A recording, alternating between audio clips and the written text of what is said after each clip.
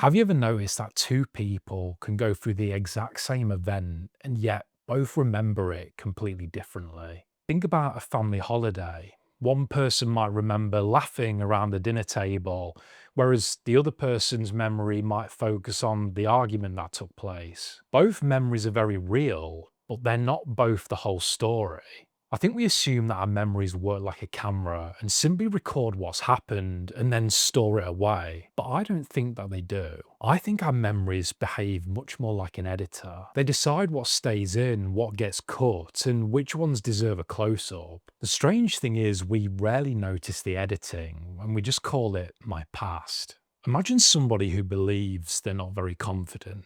Without even realizing it, their mind starts finding memories to support that story. The presentation that went badly, the conversation that felt awkward, that time that they embarrassed themselves at school. Those memories become easy to find. But what about the times that they spoke confidently? The times people enjoyed being around them, the moments that they handled something really well. Those memories don't disappear, they're just harder to retrieve. It's a bit like opening a photo album. If every time you opened it, you stopped on the same five photographs, you'd eventually start believing that those five photographs paint a picture of your whole life. And I think that's what a lot of us accidentally do. We don't remember everything equally. We remember the moments that support the story we already believe about ourselves. Now, this isn't about pretending that those difficult memories never happened. They did, and they matter. The problem isn't remembering them. The problem is forgetting that they're only part of the evidence. So here's a question I've been asking myself recently. If somebody else edited the film of my life,